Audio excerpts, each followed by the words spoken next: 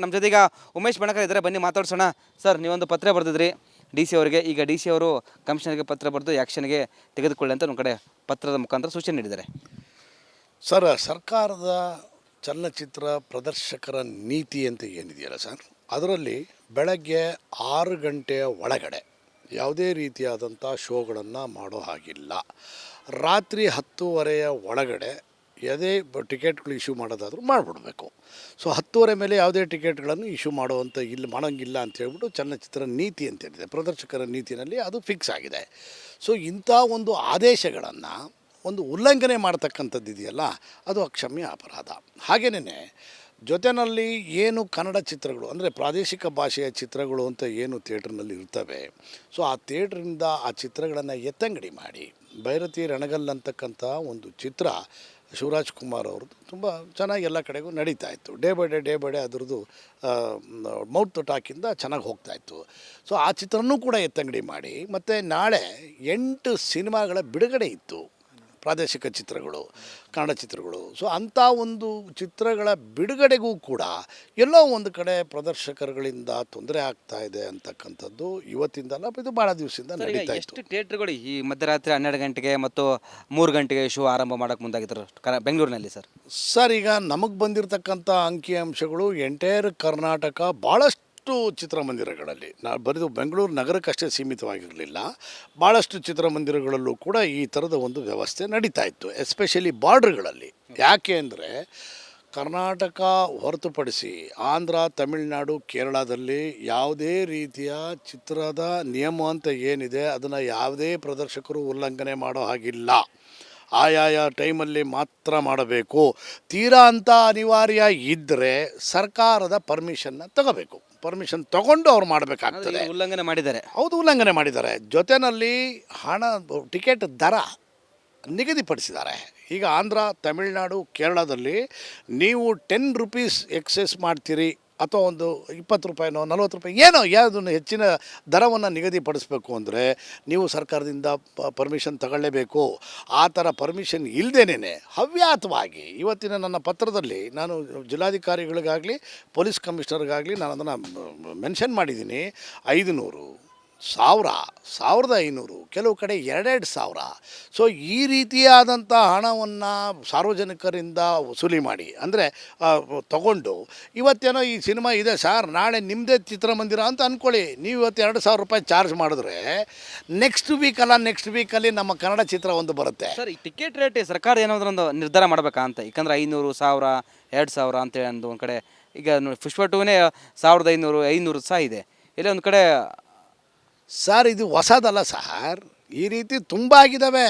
ತುಂಬ ಆಗಿ ಇವು ಮನದಟ್ಟಾದ ಮೇಲೇ ನಾವು ನಮ್ಮ 16ರಲ್ಲಿ ಸಾರಾ ಗೋವಿಂದ್ ಅವರು ಅಧ್ಯಕ್ಷರಾದಂಥ ಸಂದರ್ಭದಲ್ಲಿ ನಾನು ಉಪಾಧ್ಯಕ್ಷನಾಗಿದ್ದೆ ಇಲ್ಲಿ ವಾಣಿಜ್ಯ ಮಂಡಳಿನಲ್ಲಿ.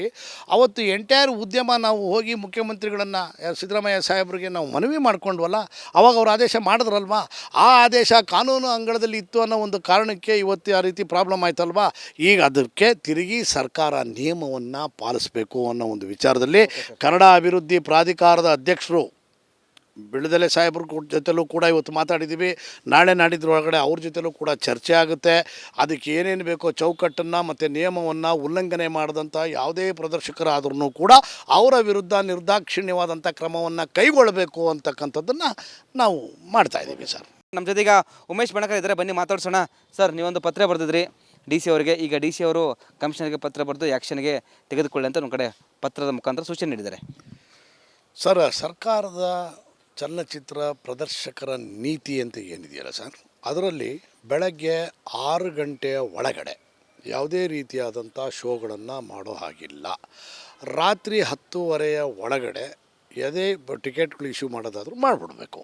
ಸೊ 10:30 ಮೇಲೆ ಯಾವುದೇ ಟಿಕೆಟ್ಗಳನ್ನು ಇಶ್ಯೂ ಮಾಡೋಂಗಿಲ್ಲ ಅಂತ ಹೇಳ್ಬಿಟ್ಟು ಚಲನಚಿತ್ರ ನೀತಿ ಅಂತೇನಿದೆ, ಪ್ರದರ್ಶಕರ ನೀತಿಯಲ್ಲಿ ಅದು ಫಿಕ್ಸ್ ಆಗಿದೆ.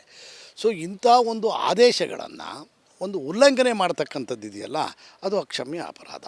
ಹಾಗೆಯೇ ಜೊತೆಯಲ್ಲಿ ಏನು ಕನ್ನಡ ಚಿತ್ರಗಳು ಅಂದರೆ ಪ್ರಾದೇಶಿಕ ಭಾಷೆಯ ಚಿತ್ರಗಳು ಅಂತ ಏನು ಥಿಯೇಟ್ರ್ನಲ್ಲಿ ಇರ್ತವೆ, ಸೊ ಆ ಥಿಯೇಟ್ರಿಂದ ಆ ಚಿತ್ರಗಳನ್ನು ಎತ್ತಂಗಡಿ ಮಾಡಿ ಭೈರತಿ ರಣಗಲ್ ಅಂತಕ್ಕಂಥ ಒಂದು ಚಿತ್ರ ಶಿವರಾಜ್ ಕುಮಾರ್ ಅವ್ರದ್ದು ತುಂಬ ಚೆನ್ನಾಗಿ ಎಲ್ಲ ಕಡೆಗೂ ನಡೀತಾ ಇತ್ತು. ಡೇ ಬೈ ಡೇ ಅದರದ್ದು ಮೌತ್ ಟಾಕಿಂದ ಚೆನ್ನಾಗಿ ಹೋಗ್ತಾಯಿತ್ತು. ಸೊ ಆ ಚಿತ್ರನೂ ಕೂಡ ಎತ್ತಂಗಡಿ ಮಾಡಿ ಮತ್ತು ನಾಳೆ 8 ಸಿನಿಮಾಗಳ ಬಿಡುಗಡೆ ಇತ್ತು, ಪ್ರಾದೇಶಿಕ ಚಿತ್ರಗಳು, ಕನ್ನಡ ಚಿತ್ರಗಳು. ಸೊ ಅಂಥ ಒಂದು ಚಿತ್ರಗಳ ಬಿಡುಗಡೆಗೂ ಕೂಡ ಎಲ್ಲೋ ಒಂದು ಕಡೆ ಪ್ರದರ್ಶಕರುಗಳಿಂದ ತೊಂದರೆ ಆಗ್ತಾ ಇದೆ ಅಂತಕ್ಕಂಥದ್ದು ಇವತ್ತಿಂದಲ್ಲ, ಇದು ಭಾಳ ದಿವಸದಿಂದ ನಡೀತಾ ಇತ್ತು. ಎಷ್ಟು ಥಿಯೇಟ್ರ್ಗಳು ಈ ಮಧ್ಯರಾತ್ರಿ 12 ಗಂಟೆಗೆ ಮತ್ತು 3 ಗಂಟೆಗೆ ಶೋ ಆರಂಭ ಮಾಡೋಕ್ಕೆ ಮುಂದಾಗಿದ್ದರು ಬೆಂಗಳೂರಿನಲ್ಲಿ ಸರ್? ಈಗ ನಮಗೆ ಬಂದಿರತಕ್ಕಂಥ ಅಂಕಿಅಂಶಗಳು ಎಂಟೈರ್ ಕರ್ನಾಟಕ ಭಾಳಷ್ಟು ಚಿತ್ರಮಂದಿರಗಳಲ್ಲಿ, ಬರೀದು ಬೆಂಗಳೂರು ನಗರಕ್ಕಷ್ಟೇ ಸೀಮಿತವಾಗಿರಲಿಲ್ಲ, ಭಾಳಷ್ಟು ಚಿತ್ರಮಂದಿರಗಳಲ್ಲೂ ಕೂಡ ಈ ಥರದ ಒಂದು ವ್ಯವಸ್ಥೆ ನಡೀತಾ ಇತ್ತು, ಎಸ್ಪೆಷಲಿ ಬಾರ್ಡ್ರ್ಗಳಲ್ಲಿ. ಯಾಕೆ ಅಂದರೆ ಕರ್ನಾಟಕ ಹೊರತುಪಡಿಸಿ ಆಂಧ್ರ, ತಮಿಳುನಾಡು, ಕೇರಳದಲ್ಲಿ ಯಾವುದೇ ರೀತಿಯ ಚಿತ್ರದ ನಿಯಮ ಅಂತ ಏನಿದೆ ಅದನ್ನು ಯಾವುದೇ ಪ್ರದರ್ಶಕರು ಉಲ್ಲಂಘನೆ ಮಾಡೋ ಹಾಗಿಲ್ಲ. ಆಯಾಯ ಟೈಮಲ್ಲಿ ಮಾತ್ರ ಮಾಡಬೇಕು. ತೀರಾ ಅಂತ ಅನಿವಾರ್ಯ ಇದ್ದರೆ ಸರ್ಕಾರದ ಪರ್ಮಿಷನ್ನ ತಗೋಬೇಕು. ಪರ್ಮಿಷನ್ ತಗೊಂಡು ಅವ್ರು ಮಾಡಬೇಕಾಗ್ತದೆ. ಉಲ್ಲಂಘನೆ ಮಾಡಿದ್ದಾರೆ. ಹೌದು, ಉಲ್ಲಂಘನೆ ಮಾಡಿದ್ದಾರೆ. ಜೊತೆಯಲ್ಲಿ ಟಿಕೆಟ್ ದರ ನಿಗದಿಪಡಿಸಿದ್ದಾರೆ. ಈಗ ಆಂಧ್ರ, ತಮಿಳುನಾಡು, ಕೇರಳದಲ್ಲಿ ನೀವು 10 ರೂಪೀಸ್ ಎಕ್ಸೆಸ್ ಮಾಡ್ತೀರಿ ಅಥವಾ ಒಂದು 20 ರೂಪಾಯಿನೋ 40 ರೂಪಾಯಿ ಏನೋ ಯಾವುದನ್ನು ಹೆಚ್ಚಿನ ದರವನ್ನು ನಿಗದಿಪಡಿಸಬೇಕು ಅಂದರೆ ನೀವು ಸರ್ಕಾರದಿಂದ ಪರ್ಮಿಷನ್ ತಗೊಳ್ಳೇಬೇಕು. ಆ ಥರ ಪರ್ಮಿಷನ್ ಇಲ್ಲದೇನೆ ಹವ್ಯಾತವಾಗಿ ಇವತ್ತಿನ ನನ್ನ ಪತ್ರದಲ್ಲಿ ನಾನು ಜಿಲ್ಲಾಧಿಕಾರಿಗಳಿಗಾಗಲಿ ಪೊಲೀಸ್ ಕಮಿಷನರ್ಗಾಗಲಿ ನಾನು ಅದನ್ನು ಮೆನ್ಷನ್ ಮಾಡಿದ್ದೀನಿ. 500, 1000, 1500, ಕೆಲವು ಕಡೆ 2,000. ಸೊ ಈ ರೀತಿಯಾದಂಥ ಹಣವನ್ನು ಸಾರ್ವಜನಿಕರಿಂದ ವಸೂಲಿ ಮಾಡಿ, ಅಂದರೆ ತಗೊಂಡು ಇವತ್ತೇನೋ ಈ ಸಿನಿಮಾ ಇದೆ ಸರ್, ನಾಳೆ ನಿಮ್ಮದೇ ಚಿತ್ರಮಂದಿರ ಅಂತ ಅಂದ್ಕೊಳ್ಳಿ, ನೀವು ಇವತ್ತು 2,000 ರೂಪಾಯಿ ಚಾರ್ಜ್ ಮಾಡಿದ್ರೆ ನೆಕ್ಸ್ಟ್ ವೀಕಲ್ಲಿ ನಮ್ಮ ಕನ್ನಡ ಚಿತ್ರ ಒಂದು ಬರುತ್ತೆ. ಸರ್, ಈ ಟಿಕೆಟ್ ರೇಟ್ ಸರ್ಕಾರ ಏನಾದರೂ ಒಂದು ನಿರ್ಧಾರ ಮಾಡಬೇಕಾ ಅಂತ? ಯಾಕಂದರೆ 500, 1000, 2,000 ಅಂತೇಳಿ ಒಂದು ಕಡೆ ಈಗ ಪುಷ್ಪ 2ನೇ 1,500, 500 ಸಹ ಇದೆ. ಇಲ್ಲಿ ಒಂದು ಕಡೆ ಸರ್ ಇದು ಹೊಸದಲ್ಲ ಸರ್, ಈ ರೀತಿ ತುಂಬ ಆಗಿದ್ದಾವೆ. ತುಂಬ ಆಗಿ ಇವು ಮನದಟ್ಟಾದ ಮೇಲೆ ನಾವು ನಮ್ಮ 16ರಲ್ಲಿ ಸಾರಾ ಗೋವಿಂದ್ ಅವರು ಅಧ್ಯಕ್ಷರಾದಂಥ ಸಂದರ್ಭದಲ್ಲಿ ನಾನು ಉಪಾಧ್ಯಕ್ಷನಾಗಿದ್ದೆ ಇಲ್ಲಿ ವಾಣಿಜ್ಯ ಮಂಡಳಿನಲ್ಲಿ. ಅವತ್ತು ಎಂಟೈರ್ ಉದ್ಯಮ ನಾವು ಹೋಗಿ ಮುಖ್ಯಮಂತ್ರಿಗಳನ್ನು, ಸಿದ್ದರಾಮಯ್ಯ ಸಾಹೇಬರಿಗೆ ನಾವು ಮನವಿ ಮಾಡಿಕೊಂಡ್ವಲ್ಲ, ಅವಾಗ ಅವರು ಆದೇಶ ಮಾಡಿದ್ರಲ್ವ. ಆ ಆದೇಶ ಕಾನೂನು ಅಂಗಳದಲ್ಲಿ ಇತ್ತು ಅನ್ನೋ ಒಂದು ಕಾರಣಕ್ಕೆ ಇವತ್ತು ಆ ರೀತಿ ಪ್ರಾಬ್ಲಮ್ ಆಯ್ತಲ್ವಾ. ಈಗ ಅದಕ್ಕೆ ತಿರುಗಿ ಸರ್ಕಾರ ನಿಯಮವನ್ನು ಪಾಲಿಸಬೇಕು ಅನ್ನೋ ಒಂದು ವಿಚಾರದಲ್ಲಿ ಕನ್ನಡ ಅಭಿವೃದ್ಧಿ ಪ್ರಾಧಿಕಾರದ ಅಧ್ಯಕ್ಷರು ಬಿಳದೆಲೆ ಸಾಹೇಬ್ರ ಜೊತೆಲೂ ಕೂಡ ಇವತ್ತು ಮಾತಾಡಿದ್ದೀವಿ. ನಾಳೆ ನಾಡಿದ್ರೊಳಗಡೆ ಅವ್ರ ಜೊತೆಲೂ ಕೂಡ ಚರ್ಚೆ ಆಗುತ್ತೆ. ಅದಕ್ಕೆ ಏನೇನು ಬೇಕೋ ಚೌಕಟ್ಟನ್ನು ಮತ್ತು ನಿಯಮವನ್ನು ಉಲ್ಲಂಘನೆ ಮಾಡಿದಂಥ ಯಾವುದೇ ಪ್ರದರ್ಶಕರಾದ್ರೂ ಕೂಡ ಅವರ ವಿರುದ್ಧ ನಿರ್ದಾಕ್ಷಿಣ್ಯವಾದಂಥ ಕ್ರಮವನ್ನು ಕೈಗೊಳ್ಳಬೇಕು ಅಂತಕ್ಕಂಥದ್ದನ್ನು ನಾವು ಮಾಡ್ತಾಯಿದ್ದೀವಿ ಸರ್. ನಮಸ್ಕಾರ, ಕರ್ನಾಟಕ ಪ್ರೈಮ್ ಟೈಮ್ಗೆ ಸ್ವಾಗತ. ನಾನು ಜಯಪ್ರಕಾಶ್ ಶೆಟ್ಟಿ. ಇಡೀ ಕರ್ನಾಡು ಇವತ್ತು ರೆಬೆಲ್ ಆಗಿ ನಿಂತಿದೆ. ಈ ಹಗರಣಗಳನ್ನು ಸದನದಲ್ಲಿ ಪ್ರಸ್ತಾಪ ಮಾಡಲು ಕೂಡ ಕಾಂಗ್ರೆಸ್ ಹಿಂದೇಟು ಹಾಕಿದ್ದೇಕೆ? ನಿಮ್ಗೆ ಸಂಬಳ ಅದಕ್ಕೆ, ನಿಮಗೆ ವಾಹನ ಅದಕ್ಕೆ, ನಿಮಗೆ ವೆಪನ್ ಅದಕ್ಕೆ, ನೀವು ಅದನ್ನು ಸೆರೆ ಹಿಡಬೇಕಾಗಿತ್ತು. ನೀವು ವಿದ್ಯುತ್ ಬರ ಇದೆ ಅಂತ ಹೇಳ್ತಾ ಇದ್ದೀರಿ, ಎಲ್ಲಿ ಬರ ಇದೆ ನೀವು ಹೇಳಬೇಕು. ಪಾಕಿಸ್ತಾನ್ ಆಕ್ಯುಪೈಡ್ ಕಾಶ್ಮೀರ್ ಅದು ಎಂದೆಂದಿಗೂ ನಮ್ಮದು. 40 ಮೆಷಿನ್ಗಳು ತಂದಿತ್ತು ನೋಟ್ ಎಣಿಸುವುದಕ್ಕೆ, ಅದೇ ಹಾಳಾಗಿದೆ. ಮಥುರಾದ ಗಲಾಟೆ ಇದೆಯಲ್ಲ, ಅದು ಸ್ಥಳೀಯವಾಗಿ ಕೂತು ಪರಿಹರಿಸಬಹುದಾದಂಥ ಕಾನೂನಿದೆ. ಗ್ಯಾರಂಟಿ ಯೋಜನೆಯಿಂದ ನಷ್ಟ ಆಗಿದೆ, ಲಾಭ ಆಗಿದೆ, ದಯವಿಟ್ಟು ಹೇಳಿ.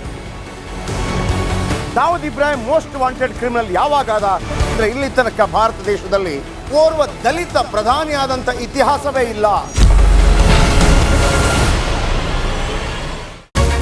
ರಿಪಬ್ಲಿಕ್ ವರ್ಲ್ಡ್ ಆಪ್ ಇದು ಕೇವಲ ಅಪ್ಲಿಕೇಶನ್ ಅಲ್ಲ, ಸಮಗ್ರ ಸುದ್ದಿಗಳ ಸಂಪರ್ಕ ಮಾರ್ಗಕ್ಕೆ ಕ್ರಾಂತಿಕಾರಿ ಬದಲಾವಣೆ. ರಿಪಬ್ಲಿಕ್ ವರ್ಲ್ಡ್ ಆಪ್ ಕೇವಲ ಸುದ್ದಿ ಅಪ್ಲಿಕೇಶನ್ ಅನ್ನ ಪರಿಚಯ ಮಾಡ್ತಾ ಇಲ್ಲ, ಬದಲಾಗಿ ಡಿಜಿಟಲ್ ಸುದ್ದಿ ಬಳಕೆಯ ಹೊಸ ಯುಗಕ್ಕೆ ನಾಂದಿ ಹಾಡ್ತಾ ಇದೆ. ಇದೊಂದು ಬ್ರೇಕಿಂಗ್ ನ್ಯೂಸ್, ಪ್ರಭಾವಶಾಲಿ ಕಾರ್ಯಕ್ರಮಗಳಿಗೆ ಗಟ್ಟಿಯಾದ ವೇದಿಕೆ. ರಿಪಬ್ಲಿಕ್ ವರ್ಲ್ಡ್ ಅಪ್ಲಿಕೇಶನ್ ಈಗ ಲೈವ್ ಆಗಿದೆ. ಗೂಗಲ್ ಪ್ಲೇ ಸ್ಟೋರ್ ಮತ್ತು ಆಪಲ್ ಆಪ್ ಸ್ಟೋರ್ ಎರಡರಲ್ಲೂ ಲಭ್ಯವಿದೆ. ಈಗಲೇ ಡೌನ್ಲೋಡ್ ಮಾಡಿ.